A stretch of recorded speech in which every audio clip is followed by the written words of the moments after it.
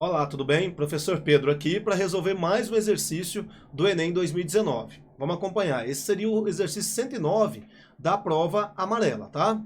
O espectrômetro de massa de tempo de voo é um dispositivo utilizado para medir a massa de íons. Nele, um íon de carga elétrica Q é lançado em uma região de campo magnético constante B, descrevendo uma trajetória helicoidal, conforme a figura. Essa trajetória é formada pela composição de um movimento circular uniforme, importante isso aqui, ó, movimento circular uniforme, no plano YZ, e uma translação ao longo do eixo X. A vantagem desse dispositivo é que a velocidade angular do movimento helicoidal do íon é independente da sua velocidade inicial. O dispositivo, então, mede o tempo t de voo para n voltas do íon.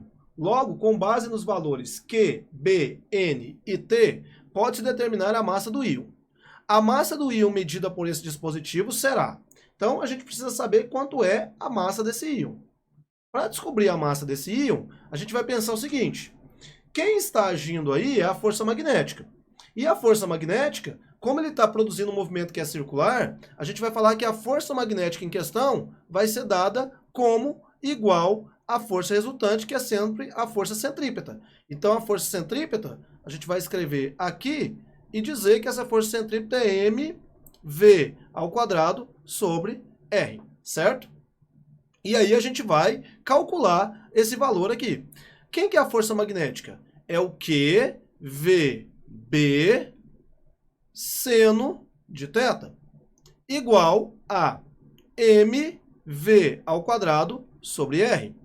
Daí o que a gente vai fazer aqui é tentar descobrir quanto vale esse raio, tá?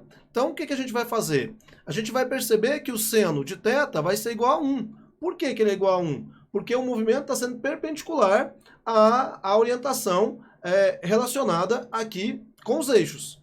Então, aí eu vou ficar com o meu R, vamos fazer de cá, né? O meu R vai ser quanto? Vai ser, vamos simplificar um V com um V aqui, a gente vai ter que o meu R vai ser igual a mv sobre QB.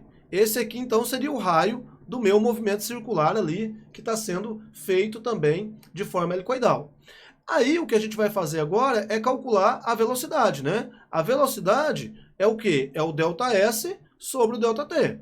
Só que essa velocidade aqui, ela vai ser dada por quem que é o ΔS? O meu ΔS é a volta, uma volta completa. Então, para uma volta completa, o que eu vou ter é que o ΔS é o 2πr. E o ΔT é o período, certo? Então aí eu consigo descobrir quem é o período fazendo da seguinte maneira. Eu vou falar aqui, o meu período é igual a 2π, e aí o R eu já tenho, né? mv sobre o QB, e eu ainda tenho aqui o valor do V que estava aqui, eu tenho que passar dividindo. Então eu vou poder cortar o V com V, e eu vou ficar que o período é igual a 2πm sobre o QB. Só que aí tem um detalhe, né? O que eu quero saber é o quê? A massa do íon. Para eu saber a massa do íon, eu preciso pensar que ele deu N voltas. Então, para N voltas, como que eu vou fazer isso? O meu, para N voltas, ficaria T igual a N para uma volta. Então, para N voltas que eu vou dar, o tempo que eu vou gastar vai ser NT. Só que o T a gente já tem valor para ele, né? Então, o meu T vai ser igual a N vezes o período, que é 2πm sobre o QB. Só que o que eu quero é o valor do M. Então, eu vou falar que o meu M vai ser igual a T vezes Q vezes B sobre 2π não, que seria o número de voltas. Então aí, se você observa as alternativas, a melhor alternativa é a letra A, QBT sobre 2πn, tá bom? Então, é uma questão onde a gente precisa provar, primeiro, a questão do tamanho do raio, né? A partir da força magnética ser igual à força centrípeta. Depois, com o raio, estabelecer a velocidade com que essa partícula está girando aqui, né? E aí a velocidade é ΔS sobre ΔT, porque ele fala que a velocidade é constante, né? Movimento circular. Aí essa velocidade, então, vai dar 2πr, o módulo dela é constante, né? É bom a gente frisar isso, né? O módulo da velocidade é constante.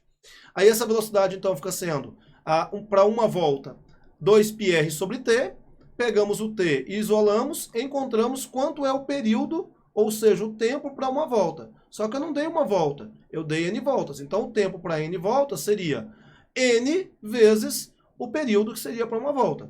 E aí eu isolo o m e descubro quanto é a massa em função do tempo e do número de voltas. Tá bom? É isso, queria agradecer a todos, dizer que aqui no card tem mais resolução de exercício, é só você clicar aqui para continuar assistindo os exercícios do Enem 2019. Pedir para você deixar o like no vídeo, se não é inscrito no canal ainda, se inscreva no canal, ativa o sininho da notificação para ser informado de conteúdo e também de exercícios novos que estão sendo postados aqui diariamente. E pedir para você acompanhar a gente nas redes sociais, @PhysiqueisGo, lá no Instagram, tá bom? Valeu, obrigado.